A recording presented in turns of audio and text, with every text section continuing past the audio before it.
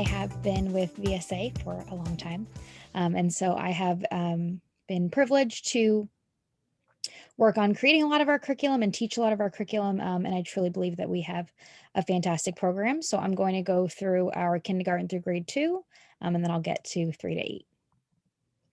So no matter which grade we are teaching, we believe in a well-balanced approach.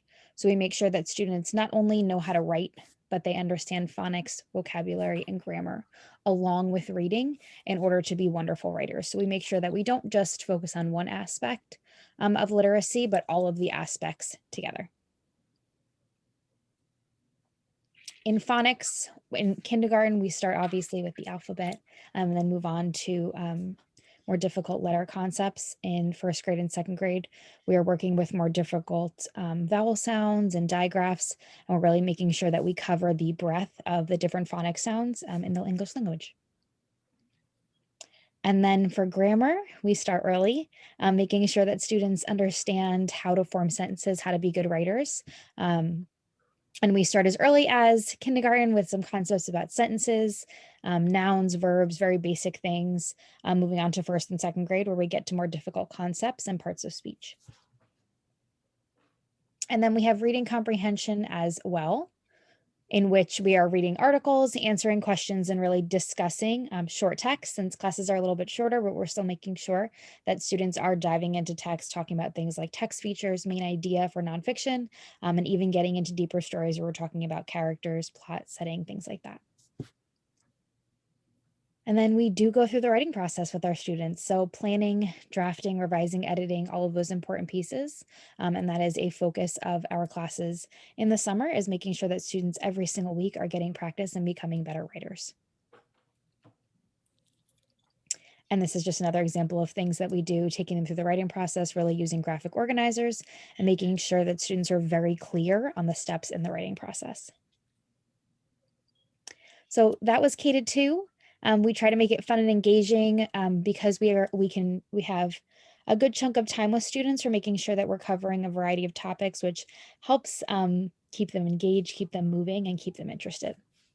And then for grades 3 through 8, it is a 45-minute class period. So we usually spend 5 to 10 minutes on either grammar, word study, or figurative language, depending on the grade level. And then 35 to 40 minutes of writing instruction and practice. So they all pretty much go together. The things that we're talking about in grammar, word study, and figurative language are all things they can include in their writing. And then we try to implement those things once we get to writing instruction and practice. We use a wonderful interactive slideshow platform where students can actually engage and answer questions, type, they can write on their screens, do all different things, as well as an online writing software, which I'll talk about in a little while. But in that online writing software, teachers can look at student writing in real time and give them feedback on their writing. And so it's a really great feature of our program that really allows students to become better writers. We also introduce a new writing genre every week. And we take an entire piece of writing through the writing process in that week. So each week is really a comprehensive unit. Just an example of word study that your student might see in grades 3 through 8. We focus a lot on root words, on prefixes and suffixes. So not only are students learning vocabulary, they're learning parts of words that are going to help them solve words without just learning one word at a time. An example of one of the genres we do is personal narrative. We try to keep things very direct for students so that they're really crystal clear points that they can remember about what a personal narrative needs to have and how they can be successful in writing it. An example of figurative language, again, we try to keep things short and sweet just so students have a really good short practice, but it's something that we're not talking about it forever. It's something they can take with them and remember. So this would be an example of a simile quick lesson that we would go through with students. And this is an example of something in a little bit older of a grade where we are working on drafting and we're just, again, giving them those bullet points. Here is what your draft needs to include, and here's how you know you will be successful. And in our 7th and 8th grade classes, we start talking about even more advanced figurative language like personification. And again, trying to bring that into our own writing as we go through the writing process each week. And just another example of 7th or 8th grade, they're doing more complicated editing and revising, and we spend a lot more time in that part of the writing process. This is an example of a graphic organizer that students might see in our interactive software that we use. Students can type right directly into the boxes on the computer, and it's really interactive for them. And it's also very easy, as you can see, for them to click back and forth between their plans and their drafts. And the most wonderful feature of all is that teachers can give feedback within essays. They can give overall comments. They can give comments based on a rubric. They can highlight text.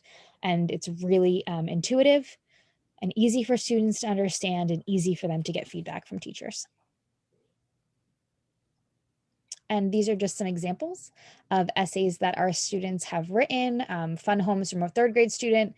Salt and Spice is by a 5th grader. No matter which grade we are working on in 3 through 8, we are really focusing on that minimum 5-paragraph essay, making sure it is well organized. And then other examples from our 6th graders and 8th graders as well. In all different genres, but making sure that we are really clear on what the structure of writing is and that students feel successful in whatever genre of writing we are working on. So the goals of each and every English and writing class is that students gain grammar, vocabulary, and writing strategies that help them approach each essay thoughtfully and intentionally. We want to make sure that writing is no longer an overwhelming task for students, but that they now have the skills and the steps and the understanding to achieve it on their own. We make sure that their writing is well planned, logical, clear, and always well supported. We want to make sure that they have a very strong grasp on genre conventions and figurative language to make sure that they can tackle any assignment they come across. And finally, we really focus on having students know what it means to revise their own work. This is something I know I personally, as a teacher, I know a lot of our teachers spend a lot of time on.